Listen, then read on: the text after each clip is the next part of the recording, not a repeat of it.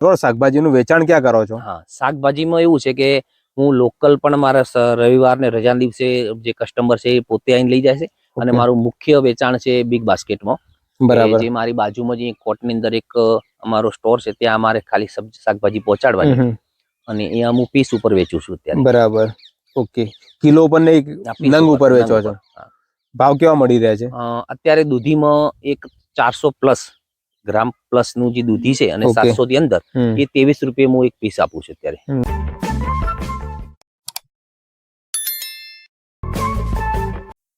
નમસ્કાર ખેડૂત મિત્રો, ખેડૂત પરિવાર યુટ્યુબ ચેનલમાંથી હું કિશનસિંહ, ખેતીવાડી નિષ્ણાંત આજની કૃષિ માહિતીમાં આપ સર્વે ખેડૂત મિત્રોનું હાર્દિક સ્વાગત કરું છું. ખેડૂત મિત્રો, આપણે એક એવા પ્રગતિશીલ ખેડૂતની મુલાકાતે આવે છે જે પ્રાકૃતિક એટલે કે ઓર્ગેનિક ખેતી દ્વારા શાકભાજીની ખેતી કરે છે અને પોતે વેચાણ પણ જાતે કરે છે. તો શાકભાજીની ખેતીમાં કઈ ટેકનિક વાપરે છે, કઈ રીતે વાવેતર કરે છે અને ક્યાં વેચાણ કરે છે, આ બધા ટોપિક વિશે આજની કૃષિ માહિતીમાં વિગતવાર ચર્ચા કરીશું. રોગ જીવાત માટે કઈ રીતે પ્રોસેસ કરે છે, ક્યાં વેચાણ કરે છે તેના વિશે પણ વાત કરીશું. તો તમે આજની કૃષિ માહિતીમાં છેલ્લે સુધી જોડાયેલા રહેજો. સૌપ્રથમ આપણે પેલા ખેડૂતનો પરિચય લઈએ. તમારું નામ? નમસ્કાર, મારું નામ દેસાઈ ભગવાનભાઈ, ગામ રસાણા મોટા, તાલુકો ડીસા, જિલ્લો બનાસકાંઠા. ઓકે. તમે વ્યવસાય ખેડૂત છો કે પછી કોઈ જોબ કરો છો? વ્યવસાય ખેડૂત પણ છું અને હું ગવર્મેન્ટ પ્રાથમિક શાળામાં શિક્ષક તરીકેની પણ ફરજ નિભાવું છું. ઓકે. તો તમને ખ્યાલ ક્યાંથી આવ્યો કે પ્રાકૃતિક ખેતી કરીએ? ખ્યાલ તો જ્યારે કોરોના વખતે જ્યારે આખું મતલબ વિશ્વ સ્તંભી ગયું હતું, ત્યારે ટાઈમ પાસ માટે જે મોબાઈલનો ટીવીનો સહારો હતો, ત્યારે મોબાઈલમાં ઘણીવાર મેં જે આ રોગ થઈ રહ્યા છે ત્યારે જોયું કે ભાઈ આનાથી બચવું છે તો પ્રાકૃતિક ખેતી તરફ જવું પડશે. તો મેં લગભગ 2019-20 થી જ આ ખેતીની શરૂઆત કરી હતી. બરાબર. મારી જોડે જે 15 વીઘા છે એમાં મેં 100% પહેલા મતલબ પ્રયત્ન કર્યો હતો.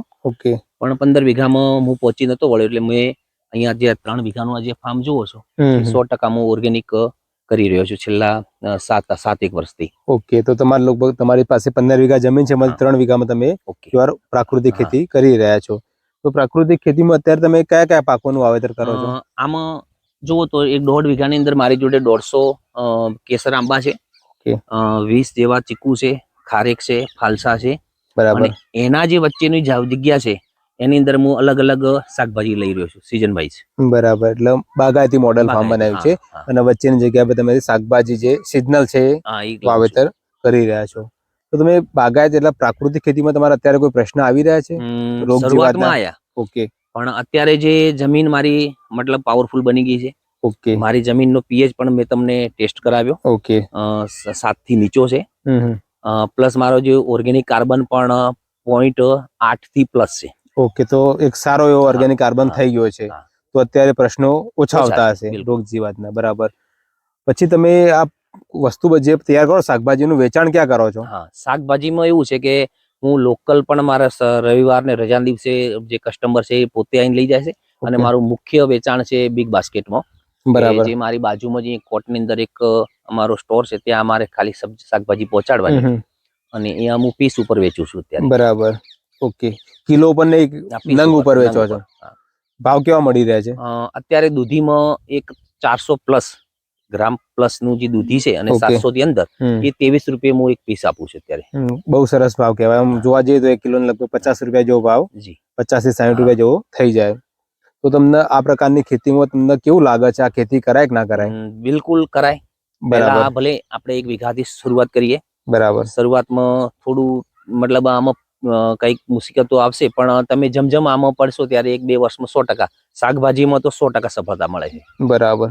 તો ખેડૂતોને એક વિનંતી છે કે તમે કોઈ પણ શાકભાજીની ખેતી કરો તો આ રીતે કોન્ટ્રાક્ટ ફાર્મિંગ છે, પ્રાકૃતિક ખેતી છે, એ રીતે કરશો તો તમને ભાવ પણ સારા મળશે. બાકી તમે માર્કેટના આધાર રાખશો તો તમને ભાવ લગભગ ના બરાબર મળશે અને ખર્ચો પણ નહીં નીકળે. તો આ રીતે પ્રાકૃતિક કેમિકલ ફ્રી ખેતી કરીએ અને આપણી પ્રોડક્ટ આપણે જાતે વેચીએ તો આપણને 2 પૈસા સારા એવી આવક મળશે. તો તમારે આજની યંગ જનરેશન ખરી જે આપણી, એમને કોઈ સંદેશ આપવા માંગશો? સંદેશો તો એ જ છે કે જે પોતાના બાપ દાદાની જે ખેતી છે, આવનારો સમય ખેતીનો જ છે. બરાબર. તમે ક્યાંય પણ જશો તો ખેતીનું જો અત્યારે લોકોને જરૂરિયાત અનાજની તો રહેવાની જ, શાકભાજી કારણ કે રૂપિયો છે પણ હેલ્થ નહીં હોય તો કોઈ કામનો રૂપિયો નથી. કોઈ કામનો નથી. મારી જોડે જે બાકીના જે કોન્ટ્રાક્ટ ફાર્મિંગના જે ફાલ્કન કંપનીમાં બટાકા પ્રોસેસિંગ વેરાયટી વાયા છે, ઓકે, એમાં પણ રેસિડ્યુ ફ્રી છે. હું જે એમાં જે પાયામાં જે ખાતર આપું છું, બાકી જે ઉપર જે ફોલિયર સ્પ્રેમાં કોઈ પણ જે ફંગીસાઇડ કે એવું હું યુઝ કરતો નથી બજારની કેમિકલ. ઓકે, એના માટે રીએગ્રી જેવી કંપનીના જે બાયો ઓર્ગેનિક ઓર્ગેનિક પ્રોડક્ટો એનો હું મેક્સિમમ યુઝ કરું છું. 100% એમાં આજ જો આજે 75 દિવસના બટાકા છે પણ એકદમ એને હેલ્ધી છે, કોઈ પ્રશ્ન નથી. બરોબર, અને એની સાઈઝ બી છે. અને આપણી સોઇલ હશે તો આપણે વાવેતર આગળની નેક્સ્ટ જનરેશનને આપણે કરાવી શકશું, બાકી જમીન જ નહીં બચે. ઓકે, જો એનો મતલબ ઓર્ગેનિક કાર્બન છે, જીવાંશ મતલબ જે અંદર રહેલા જે બેક્ટેરિયાઓ છે એ જીવંત હશે તો ખેતી થશે, બાકી સંભવ નથી. ઓકે, તો સંદેશ એ છે કે દરેક ખેડૂત મિત્રોને સૌપ્રથમ તમે પહેલા તમારી જમીન ઉપર કામ કરો. જો આપણી જમીન મજબૂત બનશે તો ઓટોમેટિક આપણને ઉત્પાદન 100%. મળવાનું જ છે. એના માટે તમે છાણિયું ખાતર જેટલું બને તેટલું વાપરો, સારું કમ્પોસ્ટ કરીને વાપરો. અત્યારે લોકો બધા કાચું છાણિયું ખાતર ભરે છે, એના કારણે નિંદામણના પ્રશ્નો બધા આવતા હોય છે. તો આ રીતે આપણે છાણિયું ખાતર કમ્પોસ્ટ કરીને વાપરીએ. પ્લસ બીજું, જો આપણા પાસે છાણિયા ખાતરની વ્યવસ્થા ના હોય તો આપણે ગ્રીન મેન્યુરિંગ એટલે લીલા પડવા જેવા પાકો કરીએ અને જમીન સુધારે. જો આપણો જમીન ખેતરનો ઓર્ગેનિક કાર્બન લગભગ 0.8 થી 1 સમથિંગ પહોંચશે તો આપણે જમીન આપણી ખેતર ઓટોમેટિક સારામાં સારું ઉત્પાદન આપશે. આભાર. જય જવાન, જય કિસાન.